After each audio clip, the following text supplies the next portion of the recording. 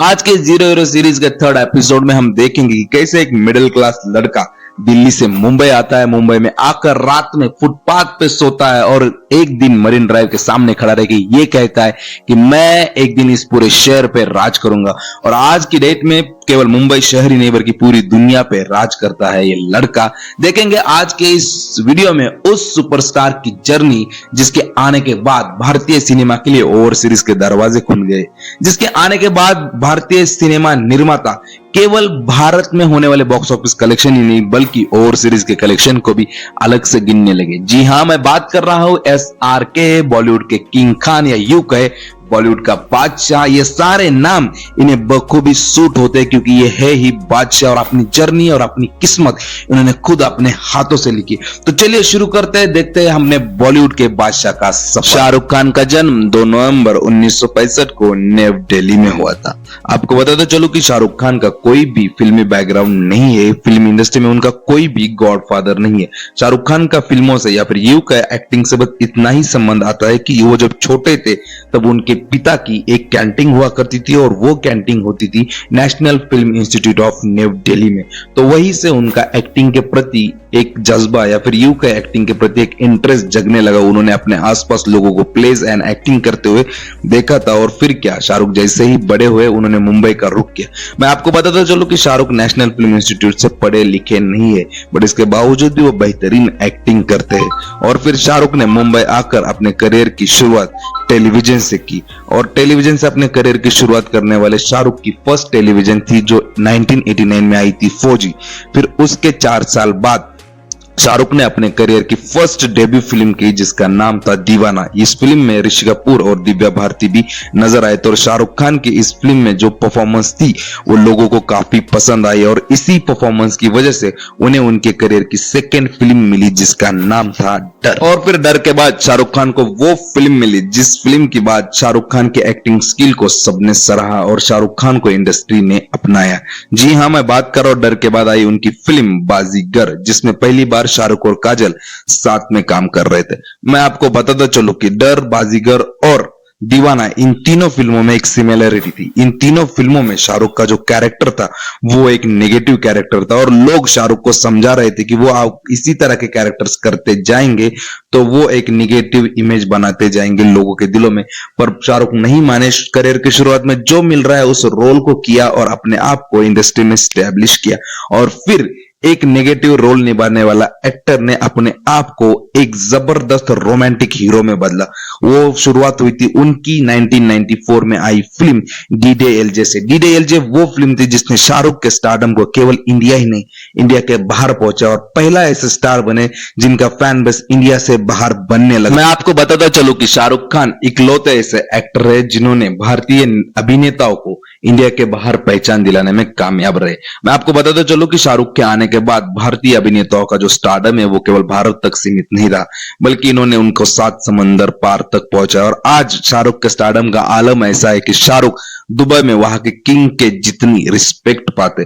मैं आपको बताता चलूं कि शाहरुख खान ही वो एक्टर है जिनके आने के बाद फिल्मों का ग्लोबल कलेक्शन तक गिनने जाने लगा और शाहरुख खान एकमात्र ऐसे आज के डेट में भारतीय अभिनेता है जिसकी फिल्में भारत से ज्यादा ग्लोबल मार्केट में जबरदस्त कलेक्शन होती है। उनका सबसे बड़ा एग्जांपल है उनकी फिल्म जवान और पठान जैसी फिल्में जिन्होंने भारत में 500 करोड़ और भारत के बाहर 500 करोड़ से भी ज्यादा का कलेक्शन। और शाहरुख का इतना जबरदस्त स्टारडम था, करियर के शुरुआत में ही उन्हें स्टारडम हासिल हुआ पर इसके बावजूद भी शाहरुख खान ने बाकी लोगों की तरह नहीं किया। शाहरुख खान ने उसी लड़की से शादी की जिसे वो बचपन से प्यार करते थे। शाहरुख कहते हैं कि शाहरुख को जब पहली बार प्यार हुआ था तो वो 18 साल के थे और गौरी मैम सिर्फ 14 साल की थी। और शाहरुख खान खुद एक मुस्लिम फैमिली से बिलोंग करते तो वही गौरी मैम हिंदू फैमिली से बिलोंग करते। इसके बाद भी समाज और जाति धर्म की दीवारों को तोड़कर शाहरुख खान ने अपने लव से शादी की और अपने रोमांटिक हीरो की इमेज को बखूबी ढंग से निभाया।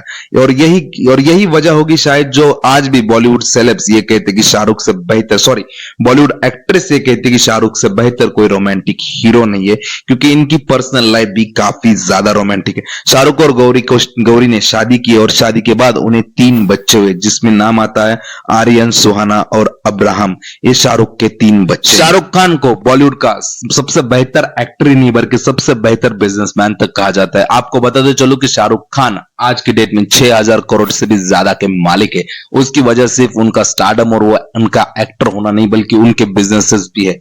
शाहरुख खान का खुद का एक प्रोडक्शन हाउस है और शाहरुख खान ने बहुत स्मार्टली अपने प्रोडक्शन हाउस को शुरुआत किया था अपने करियर की शुरू में। जब उनके करियर को मैं 10 साल हुए थे तभी शाहरुख ने खुद की फिल्में खुद बनाकर खुद ही प्रोड्यूस करने लगे और उसका फायदा आज उन्हें देखने को मिलता है। वही शाहरुख खान का खुद का अपना एक वीएफएक्स स्टूडियो है और शाहरुख खान के और भी ढेर सारे बिजनेसेस है। शाहरुख खान का रियल एस्टेट का बिजनेस है दुबई में।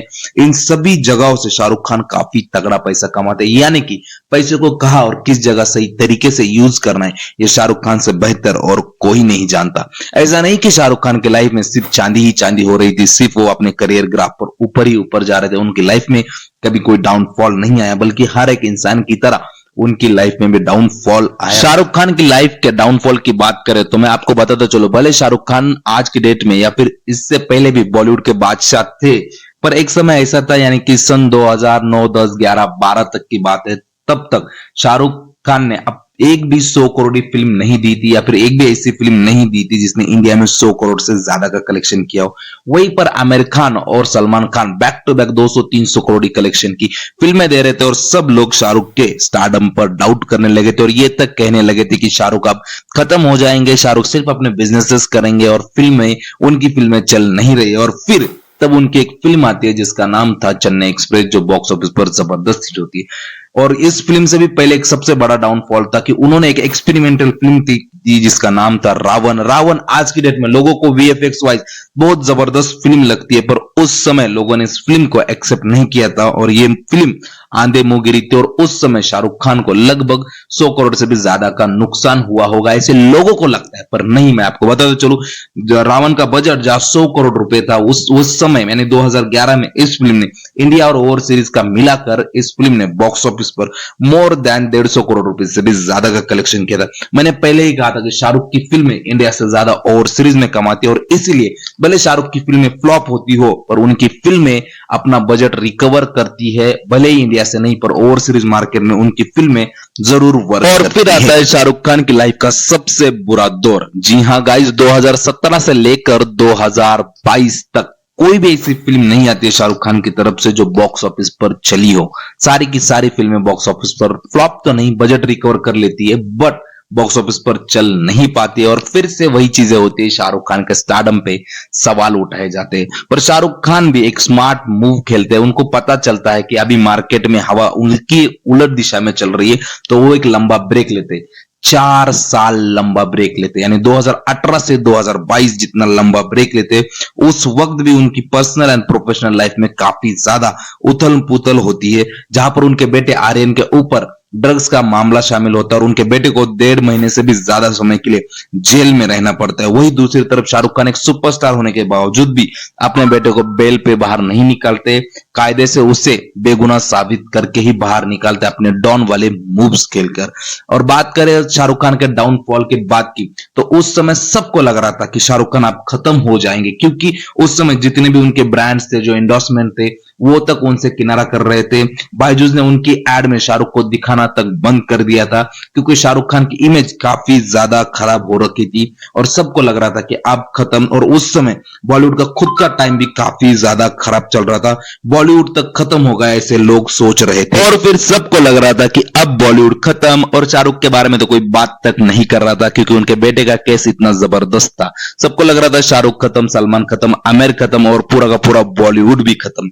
पर तब मरे हुए बॉलीवुड को जिंदा करने के लिए आता है एक 57 ईयर ओल्ड यंग मैन, और ये बॉलीवुड को इस कदर जिंदा करके रखता है कि एक साल में 2500 करोड़ से भी ज्यादा का कलेक्शन बॉक्स ऑफिस पर करता है। साल की शुरुआत में ही आती है शाहरुख खान की फिल्म पठान, जो उनकी कमबैक फिल्म रहती है और बॉक्स ऑफिस पर 1050 करोड़ का कलेक्शन करती है। वही उसके बाद आती है जवान, जो बॉक्स ऑफिस पर 1100 करोड़ के आसपास का कलेक्शन कर दी। और फिर फाइनली साल खत्म होने से पहले आती है उनकी फिल्म डंकी, जो बॉक्स ऑफिस पर 500 करोड़ से ज्यादा का कलेक्शन करती है। यानी कि शाहरुख ने फिर से एक बार बताया कि बाप तो बाप होता है और चाहे कुछ भी हो जाए मैं खत्म नहीं होऊंगा, भले मैं नीचे गिरूंगा पर उठकर वापस जरूर आऊंगा। और शाहरुख खान खुद कहते हैं कि अगर किसी चीज को शिद्दत से चाहो तो पूरी कायनात उन्हें तुम्हें मिलाने की कोशिश में जुट जाती है। और ये जो डायलॉग है वो उनकी खुद की लाइफ पर काफी परफेक्ट बैठता है। तो ये थी शाहरुख खान की लाइफ जर्नी, जिसमें उन्होंने अप्स एंड डाउन्स के साथ साथ काफी हेट भी झेली, पर उसके बावजूद भी वो आज के डेट पर बॉलीवुड के सबसे बड़े